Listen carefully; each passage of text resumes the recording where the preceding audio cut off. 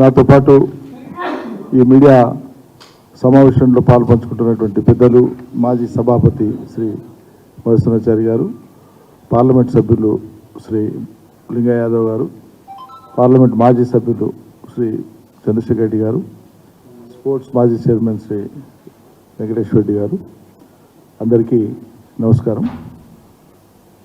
గత 3వ తేదీ నుంచి నిరవధికంగా సాగుతూ వచ్చినటువంటి తెలంగాణ భవన్లో సాగుతూ వచ్చినటువంటి బీఆర్ఎస్ పార్టీ సమీక్షా సమావేశాలు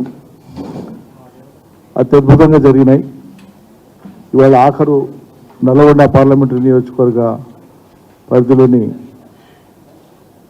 నాయకులు, ప్రజాప్రతినిధుల సమీక్ష సమావేశం జరిగింది. 22 వరకు, అంటే దాదాపు గంటల్లో లెక్కేస్తే 125 గంటల పాటు నిర్వహించుకున్నాం.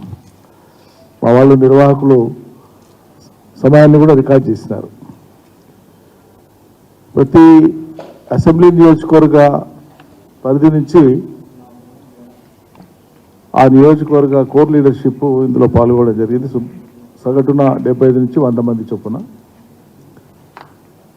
ముఖ్య ఉద్దేశం క్షేత్రస్థాయి నుంచి పార్టీ శ్రేణుల యొక్క ఫీడ్బ్యాక్, వాళ్ళ మనోగతం. ఎందుకంటే వీళ్ళు నిత్యం కార్యకర్తలు, నాయకులతో పాటు ప్రజల మధ్యలో ఉండేటువంటి వాళ్ళు కాబట్టి మొదటి రౌండ్లో ఈ అనుభవం గడించినటువంటి వాళ్ళు కానీ, ప్రజాప్రతినిధులుగా ఉన్నవాళ్ళు కానీ, కొంత బాధ్యతను మోసినటువంటి వాళ్ళు కానీ, వీళ్ళందరినీ కూర్చోబెట్టి వాళ్ళతో చర్చిస్తే వాళ్ళ ఫీడ్బ్యాక్ వస్తుంది అనేటువంటి ఉద్దేశంతో ఆ రకంగా వాళ్ళ ఫీడ్బ్యాక్కు శ్రీకారం చుట్టడం జరిగింది. ఈ సుమారు 10 ఏళ్ల పాలన ప్రభుత్వ పరంగా చేసినటువంటి కార్యక్రమాలతో పాటు పార్టీ పరంగా చేసిన కార్యక్రమాల మీద కూడా వాళ్ళ అభిప్రాయాలను, సూచనలను కోరడం జరిగింది. వారు వెలుబుచ్చడం జరిగింది. ప్రతి ఒక్కరూ తమదైనటువంటి శైలిలో, తమదైనటువంటి ఎటువంటి సూచన ఇచ్చినా దాన్ని పార్టీ స్వీకరించింది. నిస్సంకోచంగా, నిర్మోహమాటంగా, నిరభ్యంతరంగా, నిర్భయంగా వాళ్ళ సూచనలు నివేదించడం జరిగింది. అవన్నీ కూడా రికార్డ్ చేసుకోవడం జరిగింది. ఇవన్నీ కూడా భవిష్యత్తులో అవసరమైనటువంటి మార్పు చేర్పులు, సవరణలు చేసుకోవడానికి దోహదపడేదని చెప్పి పార్టీ భావించే ఈ నిర్ణయం తీసుకున్నది. మొదటి నుంచి కూడా మేము చెప్తున్నాం, ఈ పార్టీ పుట్టినప్పటి నుంచి, కేసీఆర్ గారు ఈ పార్టీని పుట్టించినప్పటి నుంచి అనేక ఆటుపోట్లు ఎదురైనాయి, అవహేళనలు ఎదురైనాయి, అవమానాలు ఎదురైనాయి. పడి లేచినాము కానీ శాశ్వతంగా పడిపోము కూడా. ఆటుపోట్లను అధిగమించినాం, సవాళ్లను స్వీకరించినాం. మరింత ప్రజా సమూహాన్ని కూడగట్టి అంతిమంగా తెలంగాణ సమాజాన్ని ఏకం చేసినాం కేసీఆర్ నాయకత్వం. అదే చరిత్ర. అందువల్ల ఈ ఫలితాలు, మొన్నటి రాష్ట్ర శాసనసభ ఫలితాలు మాకేం దిగ్భ్రాంతినో లేకుంటే కృంగిపోయే విధంగానో మేము వాటిని స్వీకరించలే. గెలిచినప్పుడు ఎప్పుడు పొంగిపోలే, గతంలో కూడా. అందుకోసమే కృంగిపోలే. ఈ ఓటమి మమ్మల్ని ఏం కుంగదీయదు. అయినా ఈ ఎన్నికలలో స్వల్ప తేడా అనేటువంటిది కూడా శ్రేణులందరూ వివరించడం, మనం గ్రహించడం కూడా జరిగింది. 1.85% ఓట్ల తేడా, అంటే పోలైనటువంటి ఓట్లలో సుమారు 4 లక్షల పైచిలకు ఓట్లు మాత్రమే తేడా ఇవాళ అధికారంలో ఉన్నటువంటి పార్టీకి, మేము ప్రధాన ప్రతిపక్షంగా ఉన్నటువంటి మాకు. కాబట్టి అమాంతంగా వాళ్ళకి ఏదో ల్యాండ్ స్లైడ్ విక్టరీ వచ్చినట్లుగా, యువతల బీఆర్ఎస్ను మొత్తంగా తిరస్కరించినట్లుగా వాళ్ళు అవహేళనపూర్వకంగా, చాలా గర్వంగా, లేనిది తెచ్చిపెట్టుకొని గాంభీర్యాన్ని బీరాలు పలికేటువంటి విధంగా అయితే మాట్లాడే తీరుందో అది ప్రజాస్వామ్యాన్ని అపహసించేటువంటి తీరు. చాలా హుందాగా స్వీకరించాలి గెలుపును కానీ, ఓటమిని కానీ. గెలిచినటువంటి వాళ్ళకి ఇంకా ఎక్కువ హుందాతనం కావాలి. ప్రజలిచ్చినటువంటి బాధ్యతను చాలా హుందాగా స్వీకరించాలి. మనం చూసినాం, ఫలితాలు వచ్చిన వెనువెంటనే దాదాపు ప్రతి నియోజకవర్గంలో కాంగ్రెస్ పార్టీ వాళ్ళ యొక్క వెకిలి చేస్తారు.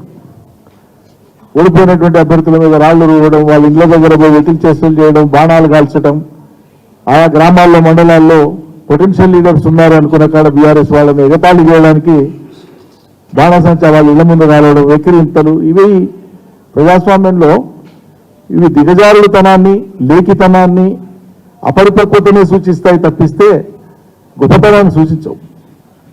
కాబట్టి ఈ అంశాలన్నింటినీ కూడా దృష్టిలో పెట్టుకొని రానున్న పార్లమెంట్లో బీఆర్ఎస్ పార్టీ మళ్ళీ విజృంభించి ఏ కారణాల చేత అయితే మనకు స్వల్పమైనటువంటి తేడాతో నష్టం జరిగిందో వాటిని సవరించుకునేటువంటి విధంగా అడుగులు వేసి సింగిల్ లార్జెస్ట్ పార్టీగా తెలంగాణలో పార్లమెంట్ స్థానాలలో నిలవాలనేటువంటి ఒక దృఢ నిశ్చయంతో శ్రేణులందరూ వెలిపించినటువంటి అభిప్రాయంలో ఆ పట్టుదల కనిపించింది నాకు. ఎట్టి పరిస్థితులలో ఈసారి వదలం. సరే, మేము కూడా కొన్ని కారణాల చేత అక్కడక్కడ కొంత అలసత్వంగా ఉన్నా మేము ఇంత నష్టం జరుగుతుంది అనుకోలే, ఇది మేము జీర్ణం చేసుకోలేకపోతున్నాం. ఇలా కేసీఆర్ గారు ముఖ్యమంత్రిగా లేని తెలంగాణను ఊహించుకోలేకపోతున్నాం అనేటువంటి ఆవేదన క్షేత్రస్థాయిలో ఉండేటువంటి అటు ప్రజలది, ఇటు కార్యకర్తలు, నాయకులది అనేటువంటి విధంగా ఈ సమీక్షలో పాల్గొన్నటువంటి వాళ్ళందరి అభిప్రాయాలు దాదాపు అదే లైన్లో వచ్చినాయి. సో ఈ సమీక్ష ముగిసింది కాబట్టి ఫిబ్రవరి మొదటి వారంలో పార్టీ అధినేత శ్రీ కేసీఆర్ గారు స్వయంగా ప్రకటిస్తారు. వారి సూచన మేరకు దశల వారీగా లేదా దఫల వారీగా 119 నియోజకవర్గాలకు సంబంధించినటువంటి అసెంబ్లీ నియోజకవర్గాల వారీగా జరిగేటువంటి సమీక్షను షెడ్యూల్ ఖరారు చేస్తారు. ముందు ఒక 30-40, ఆ తర్వాత మళ్ళీ ఒక 30-40, ఆ విధంగా. ఎందుకంటే సీనియర్ నాయకత్వం అంతా కూడా ఆయా నియోజకవర్గాలకు పరిశీలకులుగా వెళ్ళాలనేటువంటి ఒక ఆలోచన కూడా ఉంది. కాబట్టి అందరి యొక్క సమయాన్ని దృష్టిలో పెట్టుకొని నియోజకవర్గాల వారీగా ఈ సమీక్షలు నిర్వహించేటువంటి దానికి కూడా ఫిబ్రవరి మొదటి వారం నుంచి శ్రీకారం చుడతామని చెప్పి అనుకుంటున్నాం. అది షెడ్యూల్ అంతా కూడా కేసీఆర్ గారితో మాట్లాడిన తర్వాత వర్కింగ్ ప్రెసిడెంట్ అనౌన్స్ చేస్తారని చెప్పి అనుకుంటున్నాం. సరే, ఇలా అధికారంలోకి వచ్చిన వెంటనే అప్పులు, రుణాల పేరుతో కాంగ్రెస్ పార్టీ ఎన్ని డ్రామాలు చేస్తుందో మనం అంతా చూస్తూ ఉన్నాం. అందుకోసమే నాయకులకు ఈ సమీక్షలో ఇచ్చినటువంటి ఒక స్పెసిఫిక్ అజెండా, వాళ్ళకు ఒక మార్గదర్శనం ఏంటంటే, ఇవాళ వాళ్ళు చేస్తున్నటువంటిది ఇచ్చినటువంటి హామీలను అమలు చేసేటువంటి దిశగా కాకుండా పరిపాలన, ఏ మంత్రిత్వ శాఖ అయినా ఏ మంత్రి అయినా వాళ్ళు నిత్యం మాట్లాడుతున్నటువంటిది ఎట్లా అమలు చేస్తామనేది పక్కకు పెట్టేసి గత ప్రభుత్వ పాలన మీదనే నిందారోపణలు చేస్తూ అభాండాలు వేస్తూ మాట్లాడేటువంటి విధంగా పోతున్నారు. ఏం మాట్లాడినా అప్పులు అనేటువంటి మాట మాట్లాడుతున్నారు. సో ఇటువంటి విషయాలన్నింటినీ ఎండగట్టాలని, అదేవిధంగా వాళ్ళు ఇచ్చినటువంటి 420 హామీలు, మొత్తం 420 హామీలు, 6 హామీల అజెండా 13 100 రోజుల్లో చేసేటివి, మిగతావి వాళ్ళ పాలనా కాలంలో తలపెట్టినటువంటి అన్నీ కలిపితే 420. ఈ 420 హామీలను అమలు చేయడం కోసం ప్రభుత్వం మీద ఒత్తిడి తెచ్చేటువంటి విధంగా క్షేత్రస్థాయిలో పార్టీ పనిచేయాల్సి ఉంటుందని చెప్పి దిశానిర్దేశం చేసినాం. అదేవిధంగా సమాంతరంగా మనం కోల్పోయినాం కాబట్టి మళ్ళీ ఒకసారి ప్రజలకు గుర్తు చేయడం మన బాధ్యత. గత 9.5 ఏళ్లలో మనం చేసినటువంటి అభివృద్ధికి సంబంధించినటువంటి స్వేదపత్రం ఏదైతే వర్కింగ్ ప్రెసిడెంట్ గారు రిలీజ్ చేసినారో దాన్ని విస్తృతంగా చర్చకు పెట్టేటట్లుగా కూడా శ్రేణులు కార్యక్రమాన్ని రూపొందించుకొని ముందుకు పోవాలని చెప్పి కూడా వాళ్లకు మార్గనిర్దేశం చేయడం జరిగింది. పంచాయతీ నుంచి పార్లమెంటు దాకా మనం ఉండడం మూలంగానే తెలంగాణకు బీఆర్ఎస్ ఒక శ్రీరామ రక్ష. తెలంగాణకు ఇంకెవరు కూడా కాపలాగా కానీ తెలంగాణ హక్కుల పరిరక్షణ కానీ వాళ్ళు చిత్తశుద్ధితో చేయలేరు అనేటువంటిది మరోసారి మనం ప్రజానీకానికి గుర్తు చేయాలి. దీంతోపాటు బీజేపీ, కాంగ్రెస్ 2 పార్టీలు జాతీయ స్థాయిలో తమకు తాము వైరిపక్షాలని చెప్పుకుంటున్నప్పటికీ ఆచరణలో వాళ్ళ యొక్క తీరు మొన్న మాజీ అధ్యక్షుడు బండి సంజయ్ గారు మాట్లాడినటువంటి స్పష్టంగా ఆయన నోటి నుంచే మాట్లాడింది. మనం కొట్లాడే తర్వాత ముందు ఆ బీఆర్ఎస్ను బొందబెడదామని చెప్పి ఆయన మాట్లాడుతారు. కాంగ్రెస్ వాళ్ళకు సూచన చేస్తున్నాడు ఆయన.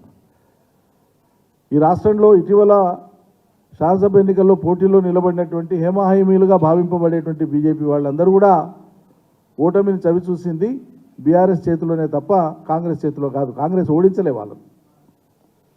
కాబట్టి ప్రిన్సిపల్ అపోజిషన్ లేదా బిట్టర్నెస్ అనేటువంటిది, అపోజిషన్ బిట్టర్నెస్ అనేటువంటిది బీఆర్ఎస్తోనే ఉంది తప్ప కాంగ్రెస్తో లేదు. వాళ్ళు ఆచరణలో వాళ్ళ ప్రతి అడుగులో కూడా ఇది కనిపిస్తుంది. మొన్నటికి ఎమ్మెల్సీలు ఒకే రోజు రాజీనామా చేసినటువంటి ఇద్దరు శాసనమండలి సభ్యులు ఎమ్మెల్యేలుగా ఎన్నికై రిసిగ్నేషన్ యాక్సెప్ట్ అయిపోయి ఎన్నిక జరగవలసి వస్తే ఒక నోటిఫికేషన్ మీదనే జరగాలి. అటువంటి దానికి సపరేట్ నోటిఫికేషన్స్ ఇచ్చి 2 ఎమ్మెల్సీలు కాంగ్రెస్ పొందేటువంటి విధంగా సహకరించినటువంటి కేంద్ర ప్రభుత్వ తీరు ఎవరికి సపోర్ట్ చేసినట్లుంది? ప్రత్యక్షంగా కాంగ్రెస్ సపోర్ట్ చేసినట్లు లేదా? ఈ అంశాలన్నీ కూడా ఎండగట్టి తప్పకుండా కూడా ప్రజల్లోకి తీసుకుపోవాలన్నటువంటి ఒక సీరియస్ మార్గనిర్దేశనం చేయడం జరిగింది. అటు తిప్పి ఇటు తిప్పి ప్రజలకు ఇచ్చినటువంటి హామీలను ఎట్లా ఎత్తగొట్టాలనో, వాటి నుంచి దూరం కావాలనో, అంటే ఎట్లా అవాయిడ్ చేయాలో అనేటువంటి ఒక అవకాశవాద రాజకీయాలకు కాంగ్రెస్ తెరలేపుతుంది. కాబట్టి దాన్ని మనం ఖచ్చితంగా ఎండగట్టాలి ఖచ్చితంగా. అది కూడా దిశానిర్దేశం చేసినాం.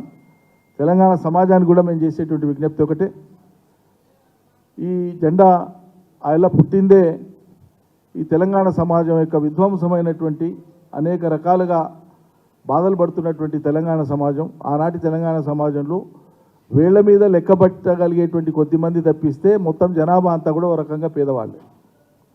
అటువంటి స్థితి అన్ని వర్గాల వాళ్ళు, అన్ని రంగాల వాళ్ళు కుదేలైనటువంటి స్థితి తెలంగాణ వచ్చే కంటే ముందు.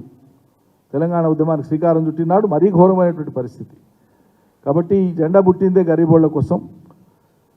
తెలంగాణలో గత పాలకుల పాలన వల్ల కలిగినటువంటి సర్వ గాయాలకు మార్పుగా, ఆ గాయాలను మాన్పేటువంటి దానిగా ఈ గులాబీ జెండా ఎగిసి వచ్చింది. ప్రజలు ఆదరించినారు. గతంలో పరిపాలన చేసినాం. దశాబ్దాల కాలం పాటు నెత్తురుబారినటువంటి తెలంగాణ నేల మీద ఎన్నో ఎనలేని త్యాగాలు, ఎనలేని పోరాటాలు జరిగినటువంటి తెలంగాణ నేల మీద ఆనాటి సాయుధ పోరాటం నుంచి మొదలు పెడితే తొలిదశ మలిదశ తెలంగాణ ఉద్యమాల వరకు సైద్ధాంతిక ప్రాతిపదిక ఏదైనా అనేక రకాల శక్తులు తెలంగాణ అభ్యున్నతి కోసం పోరాటం చేసినాయి, పందాలు వేరైనా. ఆ క్రమంలో వేల మంది నేల కొరిగినారు. వెలకట్టలేనటువంటి త్యాగాలు జరిగినాయి. మళ్ళీ అటువంటి తరాన్ని మనం మళ్ళీ పొందలేం. అంత త్యాగనిరతి, అంత ప్రజల పట్ల కన్విక్షన్ ఉండేటువంటి వ్యక్తులు, అంత జ్ఞాన సంపన్నులు. ఒక సమాజం ఒక క్రమంలో వీళ్ళని తయారు చేసుకుంటుంది. వాళ్ళని పోగొట్టుకోవడం అంటే అది పెద్ద అగాధం. సో అట్లా నెత్తురు బారినటువంటి తెలంగాణ నేల మీద ఈరోజు అడుగడుగుకు ఇంచుకు నీళ్లను బారించి ఇవాళ సస్యశ్యామలం చేసినటువంటి ఘనత గత 9.5 ఏళ్ల కేసీఆర్ పరిపాలన. ఇది క్షణక్షణం ప్రజానికానికి గుర్తు చేయాలి అని చెప్పి శ్రేణులకు చెప్పడం జరిగింది. మేమేమీ తొందరపడడం లేదు దేనికి కూడా. మాకు విశ్వాసం ఉంది. తెలంగాణ ఉద్యమం మొదలుపెట్టినాడే కేసీఆర్ గారు, అది ఏ రోజుకి వస్తుందో ఎన్నటికి వస్తుందో తెలియని శూన్యంలోకి వెళ్ళి మొదలుపెట్టి లక్ష్యాన్ని ఛేదించడం జరిగింది. కాబట్టి ఈ ఎన్నికలలో ఏదో జరిగిపోయిందని దీనికోసం మేము తొందరపడేటువంటిది ఏం లేదు. కాలం నిర్ణయిస్తుంది. కాలం చాలా విలువైనది. ప్రజల నుంచే కేసీఆర్ రావాల్సిందే అనేటువంటి ఒక అనివార్యత, ఒక ప్రబలమైన భావన వచ్చేదాకా మేము సంయమనంగానే ఉంటాం. అది మా విధానం. ఆ రకమైనటువంటి సామాజిక ఒత్తిడి తెలంగాణలో వస్తుంది అనేటువంటిది మేము పరిపూర్ణంగా విశ్వసిస్తున్నాం. తప్పకుండా అది అమలు జరుగుతుందనే ఆశిస్తున్నాం.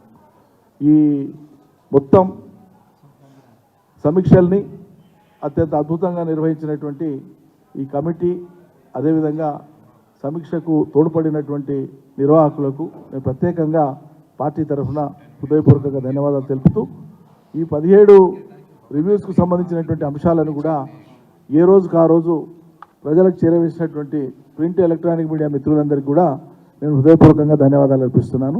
నమస్కారం.